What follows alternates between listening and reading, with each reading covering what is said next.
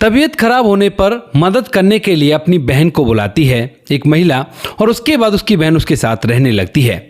लेकिन तभी अचानक से अपने जीजा जी की लाख रुपए की सैलरी को देखकर उसके मुंह में पानी आता है। और उसके बाद एक दिन जब घर के बाहर से एक कबाड़े वाला निकल रहा था तो उसके बाद वह उस कबाड़े वाले को बुलाकर अपनी बहन को उसे देने की बात करने लगती है।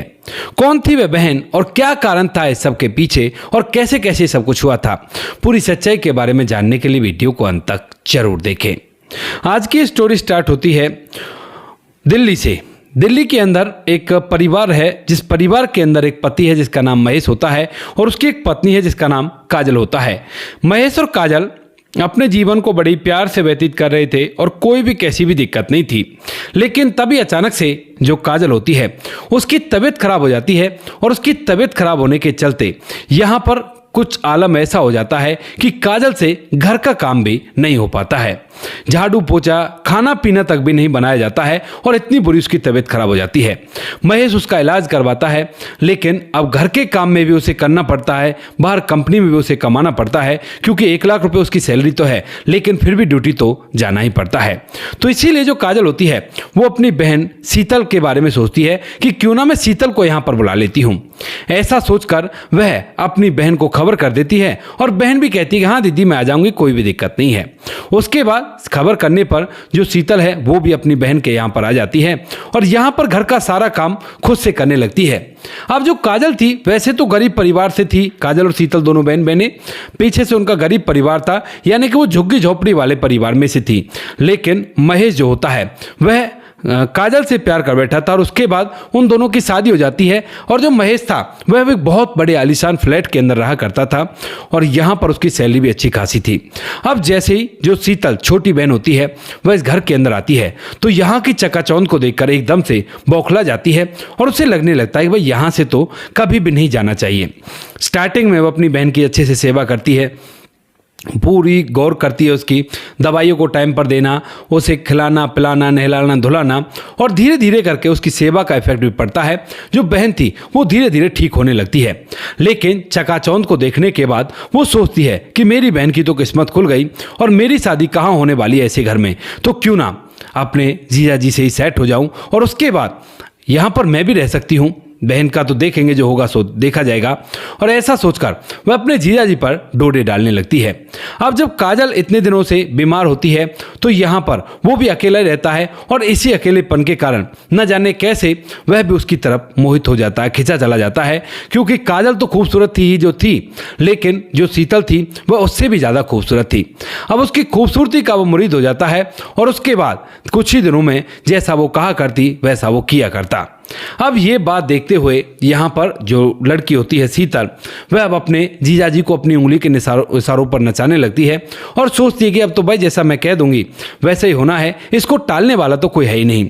इधर जो उसकी बहन होती है वो भी धीरे धीरे ऐसी हो गई थी कि वह खुद से खाना वगैरह तो बना लिया करती थी लेकिन ज़्यादा हार्ड काम जैसे पोछा वगैरह झाड़ू वगैरह ये उससे नहीं हुआ करता है। अब जो बड़ी बहन थी वह अब खाना वगैरह खुद से बनाने लगी थी और तभी अचानक से एक दिन क्या होता है कि यहाँ पर एक गली के अंदर से एक कबाड़े वाला गुजर रहा था आवाज़ लगाते हुए। तो तभी जो शीतल होती है वह भागकर बाहर जाती है और कहती है अरे वो कबाड़ी यहाँ पर आओ।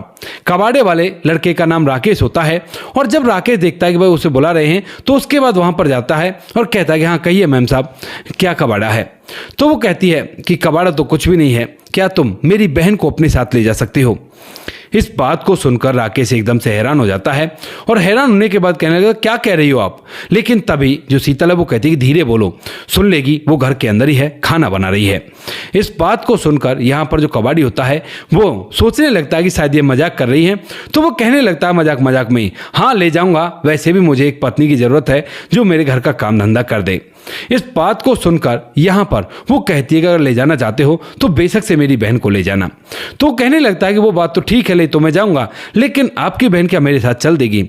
इस बात को सुनकर वो कहती है कि ये बात तो तुम मुझ पर छोड़ दो, अगर तुम्हें सच में ही मेरी बहन को अपने साथ ले जा सकते हो तो तुम्हें कुछ पैसे देने होंगे और उसके बाद तुम बेशक से ले जाना, बहका कर अपने साथ ले जाना, मैं उसे ऐसी कर दूंगी जो अपने आप तुम्हारे साथ चली जाएगी। और बिल्कुल भी ये बात उसे मत बनाना जो कुछ भी मैंने तुमसे कहा है। अब इस बात बात को सुनकर वह उससे कहता है कि ठीक है। तो यहाँ पर वह उसका नंबर ले लेती है और उसके बाद जो राकेश है वह यहाँ से चला जाता है इन सबको मजाक समझकर। और नंबर उसने ऐसे दे दिया था कि शायद कभी कोई कबाड़ा इसके पास होगा तो ये मुझे फ़ोन कर देगी। ऐसा सोचकर राकेश तो चला जाता है। लेकिन इधर यहाँ पर अब जो शीतल है वो अपने जाल को फेंकना चालू करती है। जीजा और साली तो एक दूसरे से अटैच हो चुके थे। जीजा को तो कुछ फर्क पड़ना ही नहीं था, वह तो चाह रहा था कि किसी भी तरह से एक बार चली जाए। तो उसके बाद साली से उसने कह रखा था कि तुमसे ही शादी करूंगा और तुम्हारे साथ ही अपने जीवन को व्यतीत करूंगा। इधर यहाँ पर जो साली होती है वह अब मन ही मन सोचने लगती है कि क्या होगा कैसे होगा। तो उसे पता चलता है कि भाई ये प्यार बहुत किया करती है अपने पति से, और अगर इसके सामने कोई ऐसी बात आ जाए जिससे अगर ये उसके साथ रहे तो उसकी ज़िंदगी खराब हो जाएगी, तो उसके बाद ज़रूर से उससे दूर जा सकती है। ऐसा ही सोचकर यहाँ पर जो शीतल होती है वह अपने जीजा के साथ मिलकर एक प्लान बनाती है और कहती है कि आप ना ऐसा करना, दीदी का ना टेस्ट करवाने के लिए उसे डॉक्टर साहब के पास ले जाना। इलाज तो चल ही रहा है और वो टेस्ट भी करवा लेना। अब इस बात को सुनकर जो जीजा है वो कहता है कि उससे होगा क्या।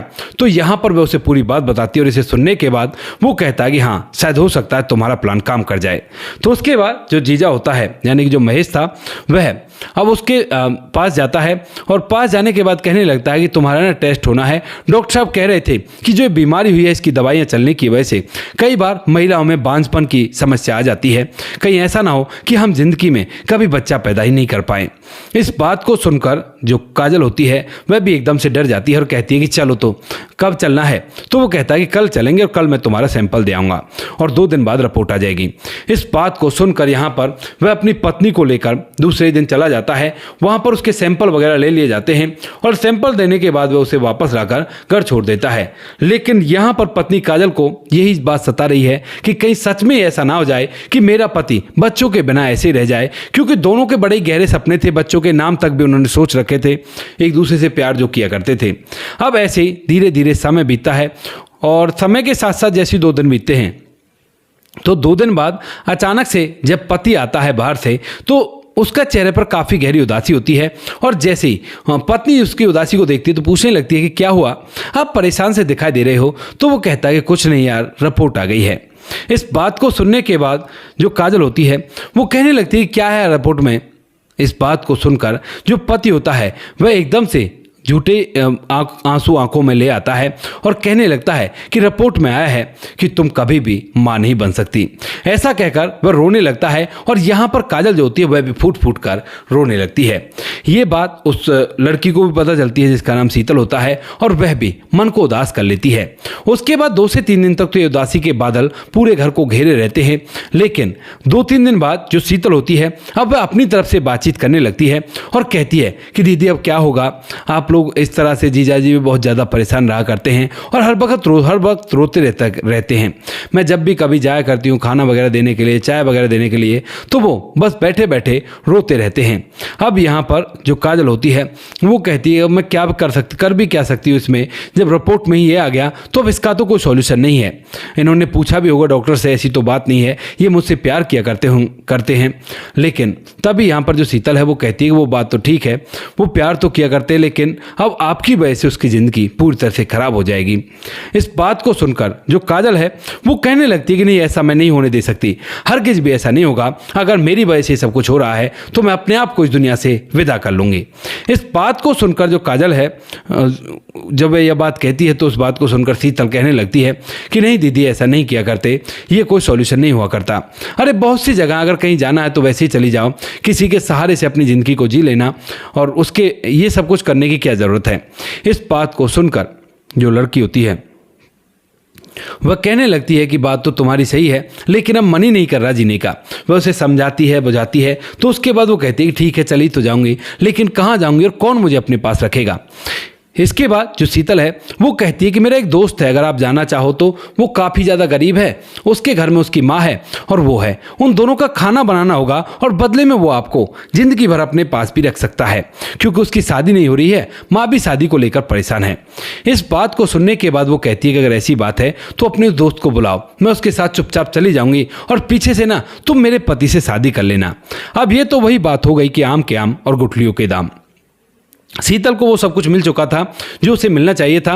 और उसके बाद यहाँ पर जो शीतल होती है वो कहती है कि ठीक है दीदी, कल जीजा जी जब ड्यूटी चले जाएंगे ना तो उसके बाद मैं ऐसे ऐसे चली जाऊंगी। यहाँ पर जैसे उसे बुला लूँगी, सॉरी उस लड़के को बुला लूँगी, ये उसने कहा था। इसके बाद जैसे ही शाम होती है तो शाम के समय वह अपने जीजा जी के बगल में लेटकर, जो साली होती है वह घर से बाहर एक दूसरे से मिल रहे थे, और वहीं बगल में लेटकर फ़ोन करती है उस लड़के राकेश के पास और कहने लगती है कि राकेश काम हो गया है और कल तुम्हें लेने के लिए आना है और मेरी बहन तुम्हारे साथ अपने आप चली जाएगी, बहुत ही खूबसूरत है और तुम भी क्या याद रखोगे। इस बात को सुनकर जो राकेश होता है वो कहने लगता है कि मैम साहब आप वही बोल रही हो ना। तो वो कहती है कि हाँ। उसके बाद वो कहने लगता है कि अरे ऐसा क्यों कर रही हो, मैं तो अब तक मजाक समझ रहा था इस बात को। लेकिन तभी जो शीतल है वो पूरी बातों से समझा देती है, कहती है देखो ऐसे ऐसे हमने प्लान बनाया है और अगर तुम्हें लड़की चाहिए तो तुम बिल्कुल से इस प्लान में शामिल हो सकते हो और आ जाना कल सुबह सुबह ऐसे ऐसे अच्छे से कपड़े पहन कर आना। और उसे लगना नहीं चाहिए कि तुम कबाड़े वाले हो, उसे लगना चाहिए कि तुम मेरे दोस्त हो लेकिन तुम गरीब काफ़ी ज़्यादा हो। तो इस बात को सुनकर जो राकेश है वो कहता है कि ठीक है अगर ऐसी बात है तो मैं आ जाऊँगा। यहाँ पर अगले दिन जो राकेश होता है वो इसी तरह से तैयार होता है और तैयार होने के बाद उसके पास आ जाता है, क्योंकि उसे भी सच में एक खाना बनाने वाली लड़की चाहिए थी घर में, क्योंकि उसकी माँ जो थी उस पर खाना नहीं बनाया जाता था। अब जब लड़की खुद अपनी तरफ से तैयार होगी तो कोई भी प्रॉब्लम नहीं होनी है, तो इसीलिए वो वहाँ पर आ जाता है। वहाँ पर आने के बाद जो लड़की होती है काजल, यानी कि जो उसकी बहन थी, वह अपने आप ही उसके साथ चलने के लिए तैयार हो जाती है और कहती है देखो बस इतना रख लेना कि ज़िंदगी में कभी भी मुझे परेशान मत करना, क्योंकि मुझसे कभी भी बच्चे नहीं हो पाएंगे। तो वो कहता है कि कोई बात नहीं, खाना तो बना लेती हो ना। तो वो कहती है कि हाँ खाना बना लेती हूँ। और इसके बाद यहाँ से वो लोग उस घर में चले जाते हैं जिस घर के अंदर राकेश अपनी माँ के साथ रहा करता है। वहाँ पर जाने के बाद रहने लगते हैं, लेकिन जब यहाँ पर राकेश की माँ को वह देखती है तो उसके बाद उससे बड़ा ही प्यार करती है एक माँ की तरह, और राकेश की माँ भी उसे बेटी की तरह प्यार करती है। उसकी देखभाल का नतीजा होता है कि जो राकेश की माँ होती है वो बहुत जल्द से ठीक हो जाती है और इधर उसके कहे अनुसार ही जीजा साली एक दूसरे के साथ अच्छी तरह से रहने लगते हैं, पति पत्नी की तरह। और यहाँ पर भी ये बात चली गई थी, यानी कि जो घर वाले थे उनको यही बताया था कि जो काजल है वो न जाने कहाँ चली गई, वो बीमार काफ़ी थी, शायद इसी वजह से चली गई है। इसके बाद धीरे धीरे समय बीतता और समय के साथ साथ जब कुछ ही दिन इन बातों को बीतते हैं और राकेश की माँ पूरी तरह से स्वस्थ हो जाती है, तो राकेश को लगने लगता है कि यार इसके साथ मैं बहुत गलत कर रहा हूँ, मुझे ऐसा नहीं करना चाहिए, क्योंकि इसने मेरी माँ को अपनापन दिया है और एक बेटी की तरह उनकी सेवा की है। सेवा करने के बाद माँ को ठीक कर दिया, तो मुझे इन्हें सच्चाई बता देनी चाहिए। इसी बात को सोचकर वो कई दिन तो कोशिश करता है, लेकिन कई बार रुक जाता है, सोचने लगता है कि यहाँ से चली गई तो गड़बड़ हो जाएगी, क्योंकि वह भी उससे प्यार करने लगा था, क्योंकि उसने अपने पति के प्यार के लिए इतना कुछ किया था, त्याग और बलिदान जो दिखाया था, उसे देखकर उसे उससे प्यार हो गया था। लेकिन फिर भी एक दिन वो हिम्मत करके उससे कह ही डालता है। अब जैसे ही उसे ये बात पता चलती है काजल को, तो वो बड़ी हैरान हो जाती है और कहने लगती है कि ये सब बात तुमने मुझे अब क्यों बताई है, पहले क्यों नहीं बताई। तो उसके बाद वह पूरी बात बता देता है कि तुम्हारी बहन ने ऐसा कहा था और उसने मना किया था। तो वह कहने लगती है कि अब क्यों बताई है। तो वो कहता है कि तुम्हारे सूदेपन को देखकर, यानी कि तुम्हारे सरल स्वभाव को देखकर मैं प्रभावित इतना हो गया कि लगता है मुझे तुमसे प्यार हो गया है और मैं अब तुम्हें धोखे में नहीं रख सकता, चाहे तुम जाओ यहाँ से या यहाँ पर रहो, तुमने मेरी माँ की तरह देखभाल की है। इस बात को सुनते ही यहाँ पर काजल पहले तो फूट फूट कर रोने लगती है और काफ़ी देर तक रोने के बाद अपने आंखों के आंसू पहुँचती है। और उसके बाद जो लड़का होता है वो कहता है कि अगर तुम जाना चाहती हो तो बेशक से मैं तुम्हें नहीं रोकूंगा।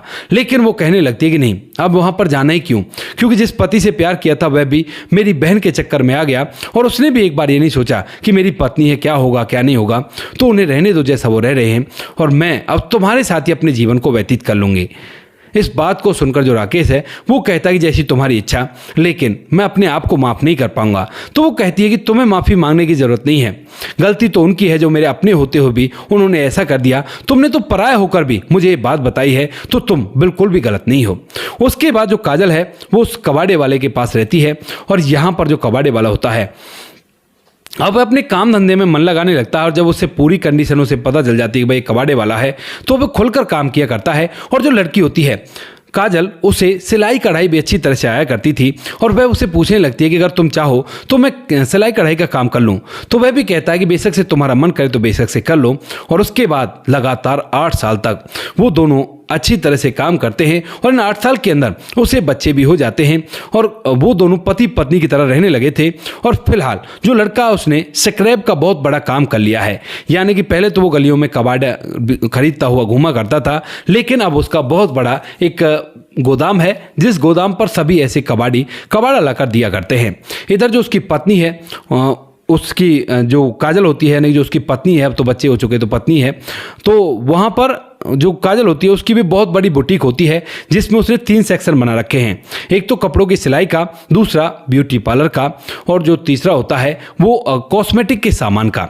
ये 3 पोर्शन उसने खोल रखे हैं मार्केट के अंदर और उनसे अच्छा खासा पैसा वो कमाया करती है। तो यहाँ पर ये लोग अपनी ज़िंदगी को अच्छी तरह से जी रहे थे और एक दिन किसी फंक्शन में जब ये लोग जाते हैं तो वहीं पर उन्हें जो काजल होती है उसे उसकी छोटी बहन शीतल मिल जाती है और साथ में उसका पति था, लेकिन उनके चेहरे की रंगत पूरी तरह से खो चुकी थी और कपड़ों की चमक जो थी वो भी पूरी तरह से खो चुकी थी, क्योंकि यहाँ पर जो शीतल होती है उस पर बच्चे नहीं हो पाते हैं और इसीलिए अब उसका पति उसे लड़ाई झगड़ा किया करता है। और इस लड़ाई झगड़े के चलते ही, यानी कि शीतल भी कम नहीं थी, वह भी अपने पति को डांट ठोक कर जवाब दिया करती है। तो इसी वजह से पति की जो नौकरी होती है वो भी छूट जाती है और उन लोगों के सारे सपने तहस नहस हो जाते हैं जब वो शादी में उससे मिलते हैं। और यहाँ पर जो काजल है अब वो अपने आप को नहीं रोक पाती और उन्हें खूब बद्दुआ देती है। कहती है कि बद्दुआ तो मैंने पहले भी दी थी और शायद ये परिणाम उसी का है, क्योंकि हमारे तो देखो इतने इतने बच्चे हैं और हम लोग खुशियों से जीवन जी रहे हैं। मैंने तुमसे प्यार किया था, लेकिन तुमने जो मेरे साथ किया वो प्यार नहीं, एक धोखा था।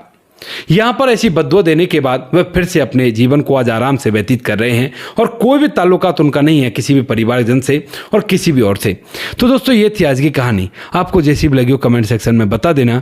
वीडियो अच्छी लगी हो तो वीडियो को लाइक और चैनल को सब्सक्राइब जरूर करें ताकि हमें थोड़ा सा हौसला मिल सके आप लोगों के लिए ऐसी अच्छी अच्छी वीडियो बनाने के लिए। इन कहानियों को सुनाने का उद्देश्य किसी को परेशान करना बिल्कुल भी नहीं है। ये कहानी आपको इसलिए सुनाई जाती है ताकि आप लोग इन कहानियों में से कुछ ना कुछ सीख सको और अपने जीवन में उस चीज़ को अप्लाई कर सको। मिलते हैं किसी नेक्स्ट वीडियो नए टॉपिक के साथ, तब तक के लिए जय हिंद, जय भारत, जय हिंदुस्तान।